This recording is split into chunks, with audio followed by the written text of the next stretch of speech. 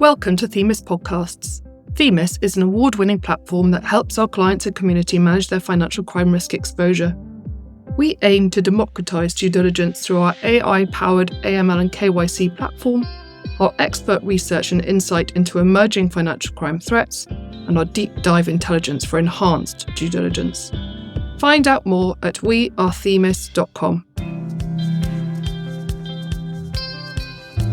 I'm thrilled to be here today talking with Gavin Miller, a former detective with 30 years' experience in law enforcement, the last 6 of which were spent in the Modern Slavery Human Trafficking Unit for the Police Service of Northern Ireland. Gavin has a real wealth of experience in this area and is now setting up a social enterprise community interest company, highlighting to businesses that modern slavery prevention presents a real opportunity and competitive advantage for them. So I'll start off by asking you, Gavin, if you don't mind, if you can give us a bit more background on your career in modern slavery and human trafficking, just to set the scene for our listeners. So to give you a little bit of my background, I was 30 years in law enforcement. I spent more than half of that as a detective in the Police Service of Northern Ireland. And I spent the last 6 years of my career as either the operational lead or the deputy operational lead in the Police Service of Northern Ireland, the PSNI, their Modern Slavery Human Trafficking Unit. And it was by far and away the most enjoyable area of police work I was involved in for the effect that you could have, the positive effect you could have on people's lives. When you join the police, you join for the reasons that you join for the reasons that you want to help the good people and the vulnerable people, and you want to catch the bad guys. And there's nobody more vulnerable than a victim of human trafficking, and there's no one who is more callous to humanity and needs locked up than a trafficker. So the last 6 years were really enjoyable. I was the training lead as well, so delivered the online training for police and police staff. And that was completed by over 5,000 people before I left. But because of the partnership, the trafficking was very rewarding and enjoyable work. I don't know if there's any benefit in talking about what human trafficking is. No, I think it's really important to get the definitions right. You're right. Yeah. Language is precise. So basically, human trafficking is about exploitation. It's mostly about moving somebody from point A to point B, because when they're at point B, you want to exploit them. You want to use them and commodify them for money. That could either be sexual exploitation or labor exploitation, or it could be forced criminality. It's where organized crime gangs make victims commit crime to increase the money flow for the crime gang. Two definitions would be, you also talk about servitude, slavery and servitude, and that's really just when somebody has complete control over your entire life, your work life and your private life. And then the other part would be labor exploitation. What is forced labor?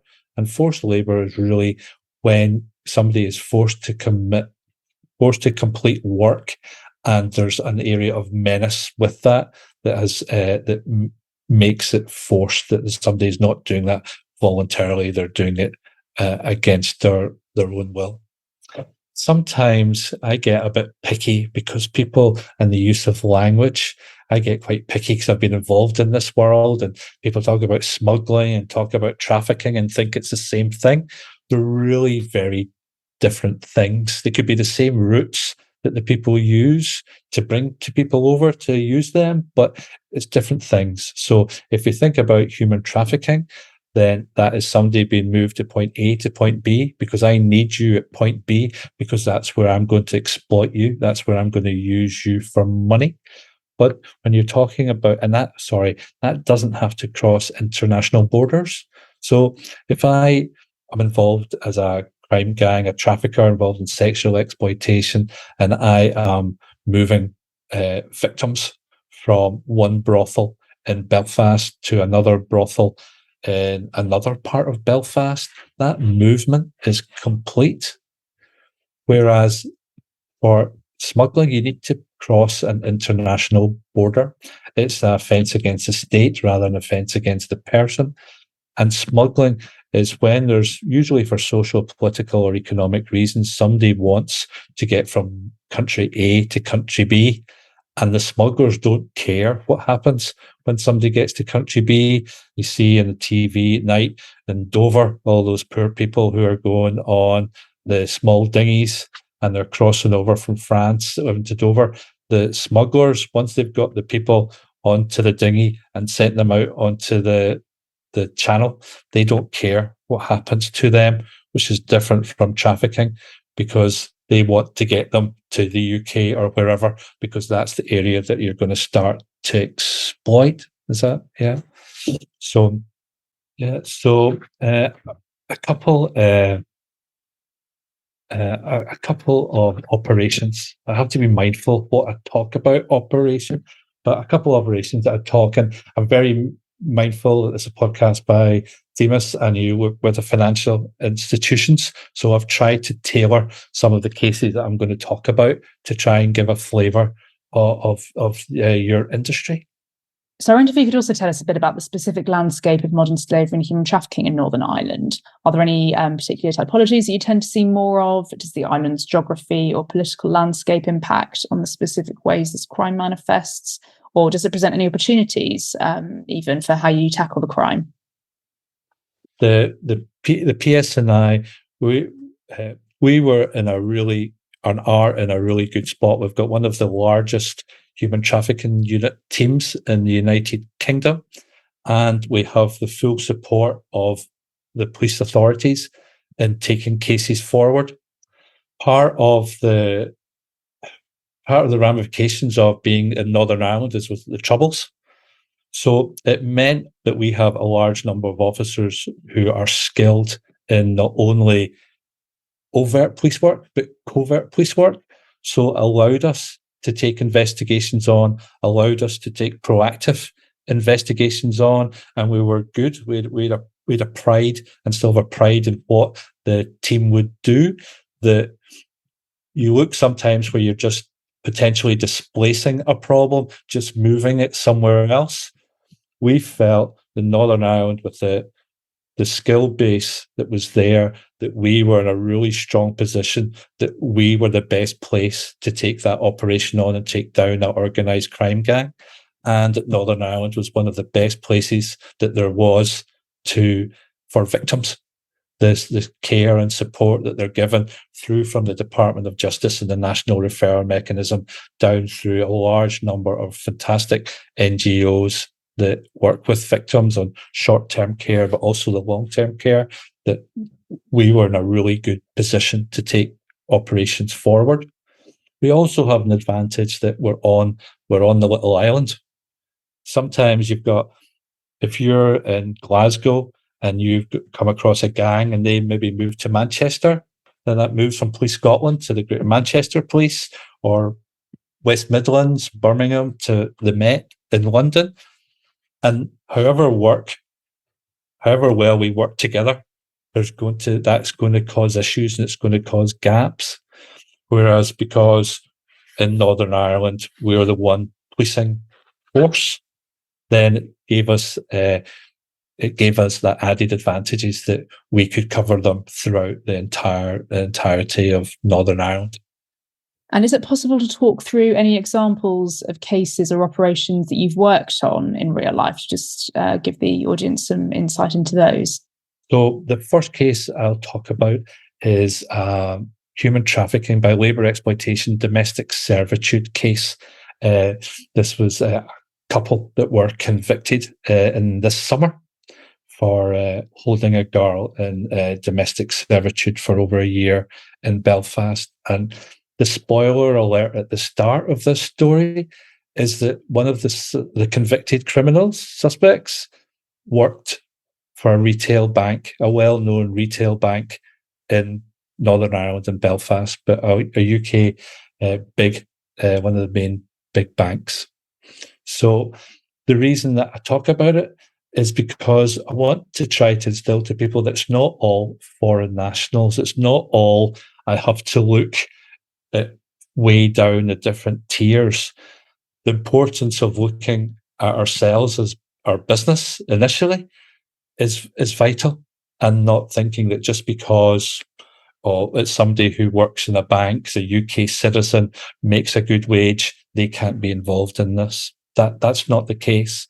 So this was a couple, and they took from their family who had a young girl for 4 years. They took this little girl over, and she had learning disabilities and was a really vulnerable wee girl. And they kept her for over a year, and she was a domestic servant in their house.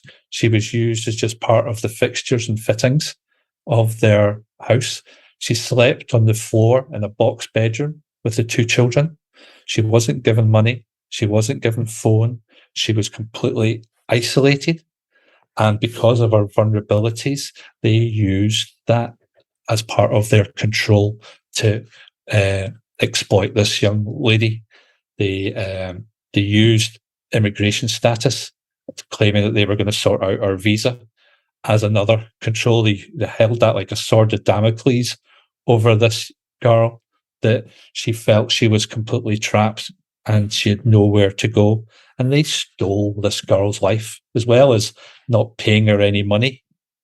And they said that they would pay her family money, but that happened very irregularly. And they did this in full knowledge of what they were doing. There was not as if there was a cultural reason why this was okay. Immigration officers went to speak to them one day, and they lied that she wasn't there and she had run away. They knew what they were doing, and what they were doing were just using this girl to make their lives easier, to cook and clean, to look after their children, and allowed them to return to work. Or the lady, she returned to work early, and then it didn't affect her. It didn't affect her salary, maternity, or anything like that at all. So what happened in this case was that there was a big fight one night, and for once they let her walk, and she walked out the house, and she just came across a really kind member of the public who saw her in a distressed state, and she was told her story, and she went to a solicitor, and then she came to the police. And it's one of the cases I'm so proud of, because usually you'll find a victim will just want to go home. They'll want to be repatriated, because where they've been exploited, it doesn't give happy thoughts or memories. As far as court cases go, that can make things really difficult, because somebody's kept in that level of isolation, that it can be really hard to build up a picture of what's happened to this person unless they engage with you. But through the different departments in Northern Ireland and some of the NGO charities and the Department of Justice, the Immigration Service, there's lots of people involved, that she made Northern Ireland, and still has made Northern Ireland, her home. And we're so proud that she's decided to stay. It's absolutely fantastic. But because of that, she felt over time, and it took nearly a year to get her statements of what's happened to her, to build up that level of trust that she could disclose what happened to her. And with the information that they gave us, then we conducted our investigation. And what sort of help or financial intelligence did you get from banks or other financial institutions that helped you with your investigations? Another part of the investigation was the help that financial institutions gave us through kind of court productions and the documents that we received. We could show the lifestyle. We could show that what they did was they would put money into her account and then immediately take it back out again, but then we'd have a Photoshop of her account, or they'd put money into her account, but then they would use it to buy things off Amazon or wherever that were nowhere were for any use for her. So this young lady, she was told she'd been given a bank card for her money, and it was a bus pass, but she was at a level of vulnerability. She didn't know any better than that. So that's one case that we had, and we're really proud that she's made Northern Ireland our home. We're delighted we got the conviction, and because we got the help from the financial institutions, we were able to show, as I said, that lifestyle, and it meant that the traffickers, the convicted couple, they had to pay her £10,000. Gosh, that's such an awful story.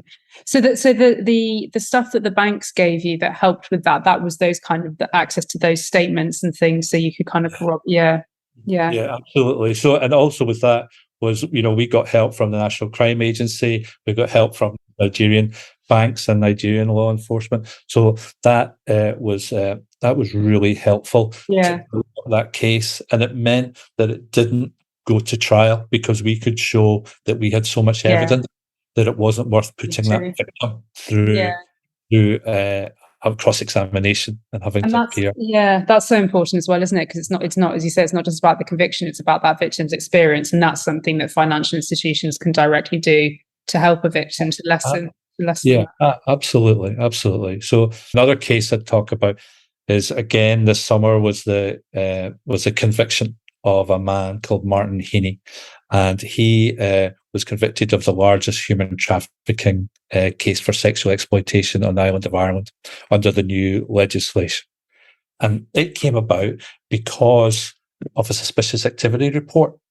It came about because the financial institution had recognised his accounts and how much money he was meant to have coming into his account to the actual vast amount of money that was flowing through his accounts, and they raised a suspicious activity report. So that then gets sent to the police team, and that helps to initiate an investigation. In this case of Martin Heaney, he identified and picked on really young, vulnerable women who were all local, all from Northern Ireland, and he exploited their vulnerability for sexual exploitation. And he did that for his own gain, and he did that for other people's gain. He would drive these girls all around Ireland, the whole island of Ireland, and he would use them to be sexually exploited. And in Northern Ireland, paying for sexual service is a crime. It's only part of the UK where that legislation is in place at the moment, called the Nordic model. So just as a brief interlude here, I'd like to explain to listeners what the Nordic model is in case you're not familiar with it. Its full name is the Nordic Model Approach to Prostitution. It's also sometimes referred to as the Swedish model, or the end demand model, or partial decriminalisation. And under this model, buyers or clients of sex services are criminalised while the sex workers themselves are decriminalised. Their activities like third-party advertising, pimping, owning a brothel, etc., are still illegal. But the objective of the model is really to decrease the demand for prostitution and thereby decrease the volume of the industry overall. It was developed also as part of Sweden's Violence Against Women Act. So you can see that the model sort of aims that sex workers who may be trafficking victims aren't punished for prostitution. The European Parliament passed a non-binding resolution urging member states to adopt the model, which criminalises the purchase of prostitution but offers support for trafficking victims to exit the sex trade. And it has been adopted in a few countries around the world, including Ireland and Northern Ireland. But he would travel all over and he would make vast sums of money, which he would then use for his own gain. And because the banking officials could see that money trail, the amount that he was paying for fuel, the amount he was paying for adult service website ads and creating these things, then they used that to help educate and inform us. And so once we started to look at this man, we could build up the pillars of our operation, which involves travel. Financial is a huge part to play. And then we could start to engage with the victims. And we worked really closely to build up a trusting relationship with the victims, that they stayed on board with us, because some of them had really bad experiences with law enforcement, were very nervous and very scared. And that's one of the reasons that he identified them and he picked on them. But we got a result at court, and he was convicted of 29 separate offences, 12 separate females, victims he had exploited, and 10 of those victims had been for human trafficking, for sexual exploitation. So he was convicted, and he was given a special order called a Slavery and Trafficking Prevention Order, which monitors his behaviour when he's released from prison, which he's breached already. Oh, God. The activity reports, suspicious activity report that the bank submitted, was that about the adult service websites and the amount? Yeah, that was it. So it was him.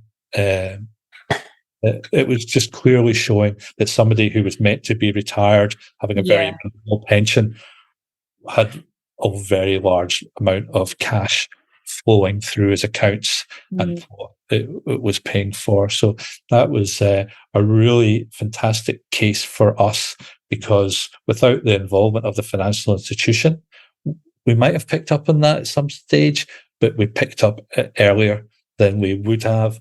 And not only is it great to get the conviction, but it's what it gives to the victims.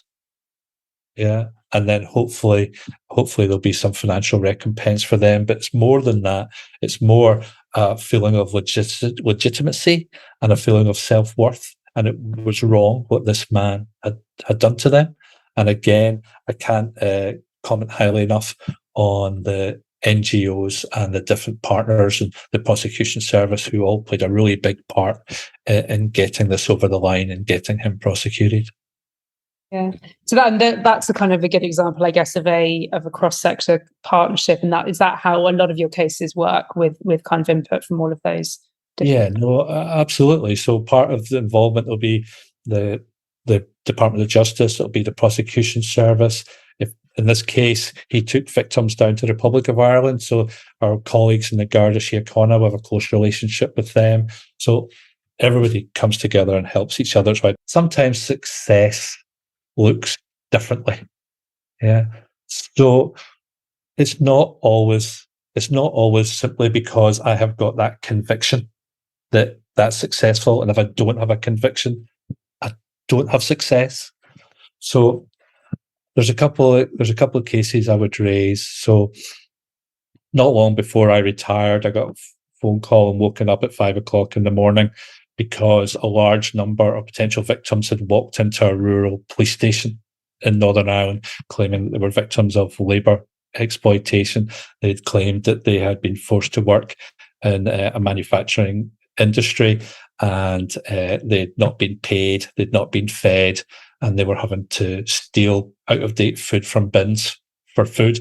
And they were in a desperate predicament, and it was through the person who had recruited them for the job, who was taking all their money and was treating them so poorly.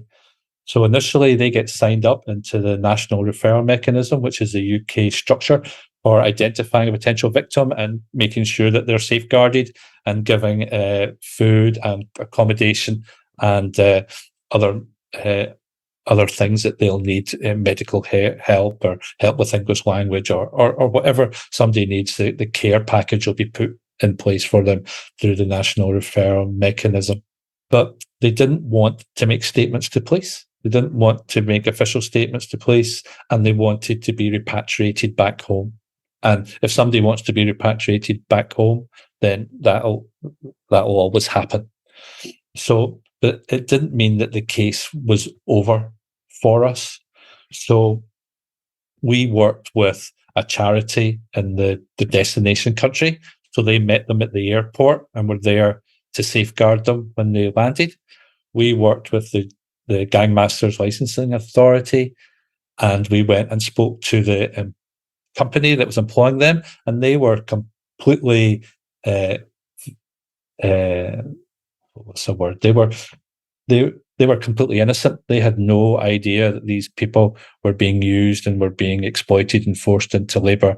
They had them, they gave them, they paid them and the right conditions at their work, but they just didn't know that their money was then being forcibly taken from them once they had been paid. But because it was brought to their attention, they first of all didn't use that recruitment company anymore, and then they changed their processes to make sure that it couldn't happen again. So when we're talking about transparency in the supply chain and what businesses can do to target harden themselves, that's a good example for me of a company that has been made aware of a potential risk, and then they've put themselves an action plan, and what they've put in place negates a future risk for them. So we found that very positive. The suspects, they disappeared that day. The same day that the victims came forward, they disappeared out the country, and they flew away again to their home initially home country.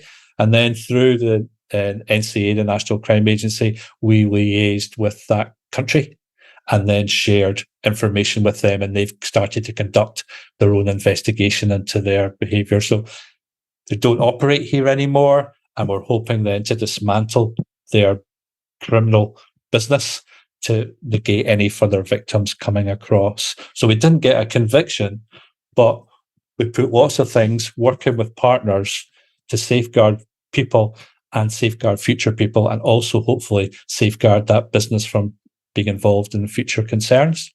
And another thing I would talk about is when you look at prevention and you're looking at your transparency and supply chain, it's not about you physically having to see the fruit of your labor every time. It's putting things in place which will maybe negate somebody being exploited in the first place, or might bring benefit and safeguard somebody and you might never know about it. So one of the things that I'm doing, because since I've retired, I've missed being involved in this sphere of work so much. Next month, I'm planning to set up a KIC, a community impact company, which is a social enterprise as a consultancy to look at human trafficking and supply chain, to try and work with businesses and public bodies. As I've never looked at this line of business ever before, so the local council with me have been fantastic. They've given me some people who are advisors and helped me in how you set this up. And one of the ladies that has been really helpful to me explained to me the last time I was speaking to her on her phone that her son was involved in law enforcement, and 3 years ago he remembered that he'd got a talk from myself, and he remembered the signs and the indicators, and he'd come across a potential victim at an airport. And because he'd had that training, and it gave him that gut feeling that something wasn't wrong, and then he could use the information and the training that he'd been given to go and find out a little bit more. And then he called the local police, and this young lady was taken from the airport and was put into the system and was safeguarded from where the flight that she was going on to. And I would never, ever have known that. But it didn't matter that I didn't know that. The fact remains that you did something that further down the path has hopefully led to somebody else being protected. Yeah, so, it's a ripple effect, isn't it? Yeah. So when we talk about the value of partnership and collaboration, then I was over in The Hague a couple of years ago, and I signed a legal document with the prosecution service to create a JIT, a joint investigation team. So that's when you're working with other countries' law enforcement agencies. So in this case, it was a human trafficking gang that was using and exploiting women in all 3 countries. So once we formed the investigation team, it meant that we could share intelligence, we could share evidence from each other's jurisdictions and each other's court cases, that we could make sure that there weren't parallel investigations, and we were identifying which was the best jurisdiction to get the correct suspect for the best outcome. So then working with Europol and Eurojust and formulating coordinated days of action, we did multiple arrests, multiple searches, and one of our partner countries. They convicted 13 people.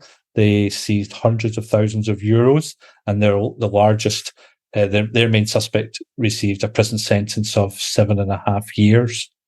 So again, it showed the level. What shows that organised crime gangs don't look at jurisdictions. They try to use different country jurisdictions as a way to avoid detection, but it shows that there's the opportunity within law enforcement that you can work collaboratively together, and doing that, you can get successful outcomes for everyone. And it's part of that partnership where you're speaking to each other, you're agreeing on the crime that you're fighting with, you're agreeing on the criminals that you want to target, and you're agreeing with the partnership of what is the goals and how are you going to achieve those goals, and you're open with each other, and you hold each other to account as well, but you're agreeing that you've got a common path and what you want to do, and it's not about trying to find just the glory has to be in your patch.